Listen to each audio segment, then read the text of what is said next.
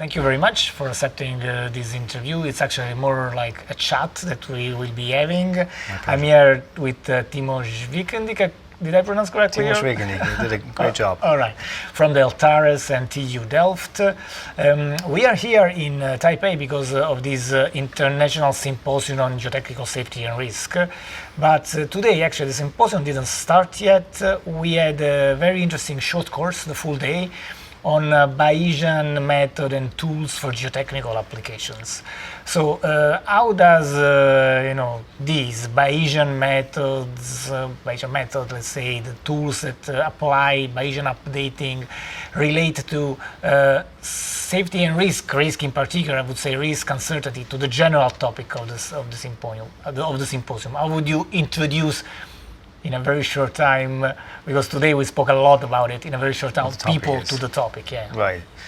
So what we generally do in safety and risk, of course, is we connect uncertainties to the probabilities of certain things occurring, to the probabilities of failures of structures, and that then with consequences boils down to risk. And what the Bayesian methods in particular allow us to do is make more accurate estimates of probabilities of failure or other things occurring with limited data. How do these methods differ from other ways of doing the same thing or trying to do the same thing? Or in other words, also, how can we say they are more efficient? Because you're a strong supporter of these methods, as you said to us today. Right. I think there are two main differences.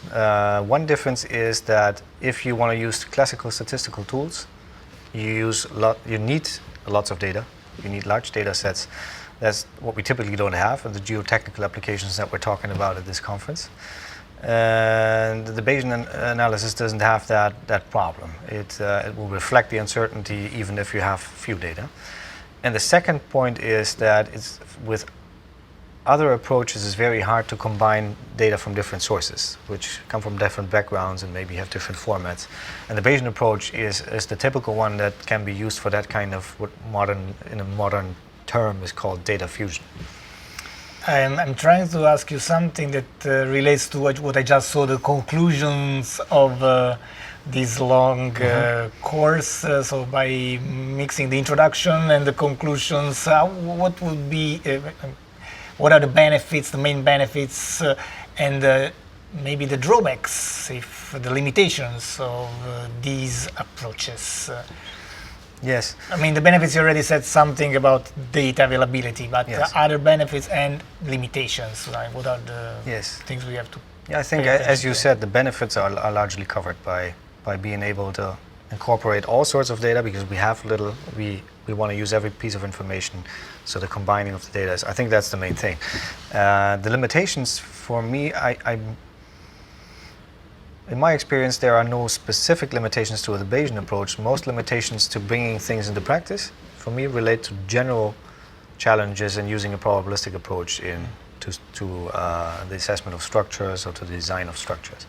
And there are a lot of these, but they're not specific, like having a target reliability that you can use, so having some acceptable values, having acceptance as all with clients because they're not familiar with the whole thing. But that, for me, it typically doesn't depend on a Bayesian method on or the methods themselves. It's on the approach, generally speaking, on the probabilistic approach. There you go.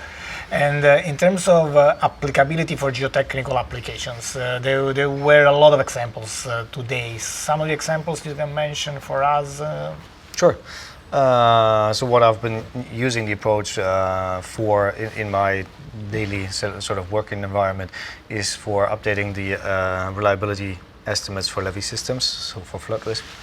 Other examples are for aging infrastructure like quay walls, where we have problems with corrosion. We make some assumptions in the design, but then when you get to the end of the design lifetime, you have more information, you can take measurements, you have survived certain load conditions throughout the lifetime of these structures. And that's what we can all bring together to safely enable, for example, the extension of the lifetime of a structure before it's replaced. I want to go back to what you said before about the the acceptance of probabilistic methods in profession. In terms of practice, state of practice nowadays, maybe in your experience in the Netherlands or around the world, because you also work around the world, where are we? What are people doing? Because some people, even some consultants, or in some occasions, these methods. I'm thinking about, generally speaking, probabilistic methods, but also specifically on Bayesian tools are applied. But where are we? And in your vision, where will we be, say, in 5 to 10 years? Is it something that is coming, or is still far away? That's a hard one, especially about the future. Maybe first about where we are. I think you were mentioning the difference between countries or worldwide, and I think that's the main observation. There is a large difference in culture, in educational background. If I take the Netherlands as an example, our probabilistic design courses are compulsory for the whole civil engineering community. And people get used to the idea of working with probabilities and having that as just an alternative concept to look at safety from the very beginning in their engineering education. I think that makes a big difference. And where are we? I think it's still in the very beginning, and you see the real applications where real structures are designed with these concepts still only in very special cases, high reliability installations like nuclear power plants where everything is done risk-based. And other things alike. And then when you get to the more normal structures, maybe there's not so much need for the normal structures, because you don't want to over-optimize everything, because it's also a lot of analysis involved, right? But on the other hand, if you look at certain other backgrounds, and often it has to do with their legal system and liability issues, they just cannot deviate from any existing codes in many countries. So then there is also a reluctance to think about it at all, because they know. And you didn't mention something, because you mentioned, say, low probability of failure needs, like very special structures, but you didn't mention costs in this. How do they play? I mean, is it there the idea that you can benefit in terms of costs if you do such analysis, or it's not there yet? And totally. I mean, if you look at the example of the key walls that I was mentioning, we've been doing studies for the Port of Rotterdam, and the Port of Rotterdam has looked into that themselves. They had their own PhD student looking at the problem, and if you take it in two steps, if you look from conventional design or assessment of existing structure with partial factors, take the step to probabilistic analysis, where you can take more things into account, then even make a step of updating your reliability estimates with performance observations and other kinds of data, and then look at the cost savings. They typically outweigh largely the efforts that you have to do to get there. So that's the interesting part. So that's not where the resistance really is. Maybe it's time to have some good examples out there, so people really get interested when they see what the potential benefits are, and to have some more guidance on the topic, so people can actually look at the books and say, okay, now I see that there is also guidance, that are guidelines on the topic that people can follow, and it's not just something that only the super experts can do or judge. And how are you, if you are moving, how are you moving to that respect in your role? Like, for instance, yes. Is there anything there that you're... Sure. Besides this short course is one example of... That's it. It starts with education things, and exactly the things that we were mentioning. That's something that we're trying to do with the group of people working on reliability at Deltares. Is producing examples from real life projects and then trying to make that public. Work on best practices guidelines. I'm involved with the next generation Eurocode 7 group, so I'm also trying to, and there's going to be a background document for the whole Eurocode series on the reliability backgrounds.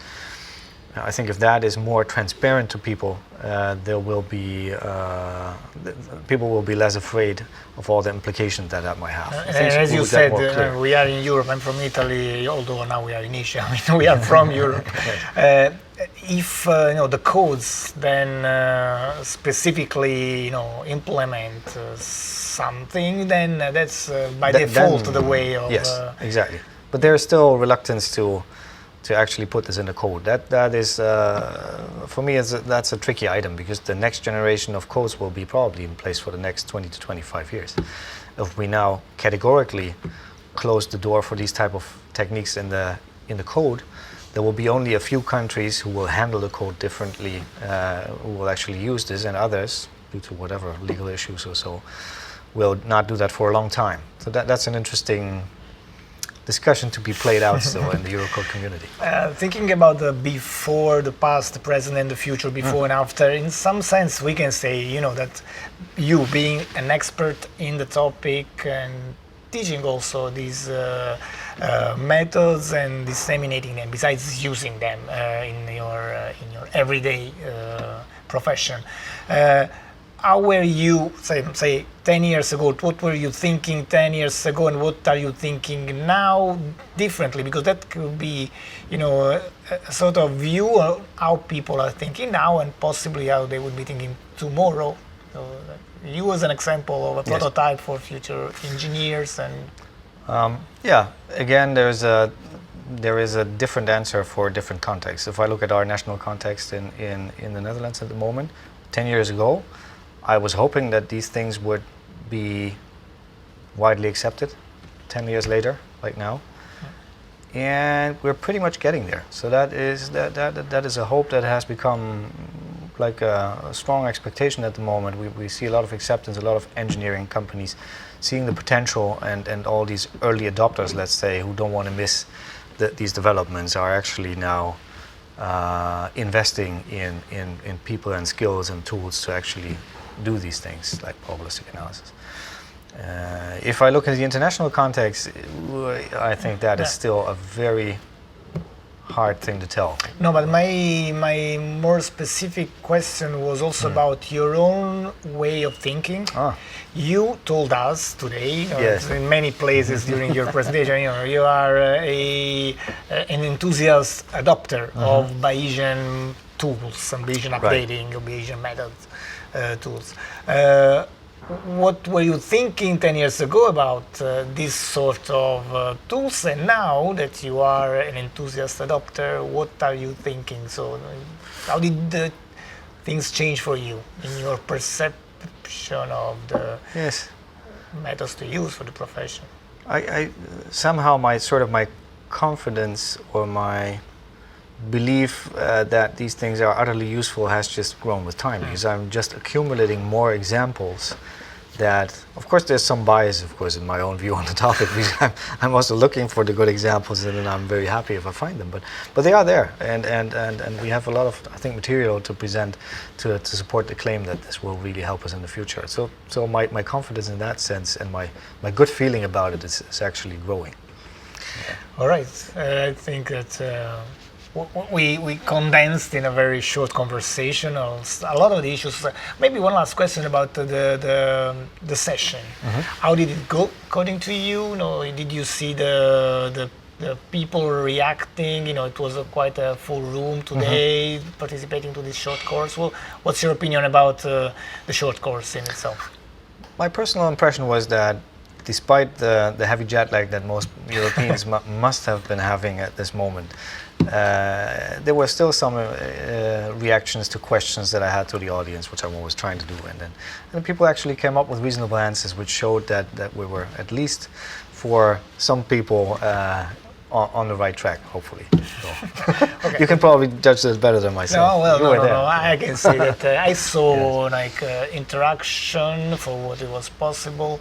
And I thought that the people, as they said explicitly, they were happy about the results of the course. Of course, that's great to hear. The first experiment that you do in this setting, because you've been doing these courses before, but in this setting. And also, as you mentioned at the beginning, maybe you were expecting a certain crowd. Then there were more people from academia than from practice. But at the same time, the exchange of opinions was quite interesting in itself. It was lively. That was good. Yes. Thank you very much for this. Thanks. Thank you for the opportunity. Thanks.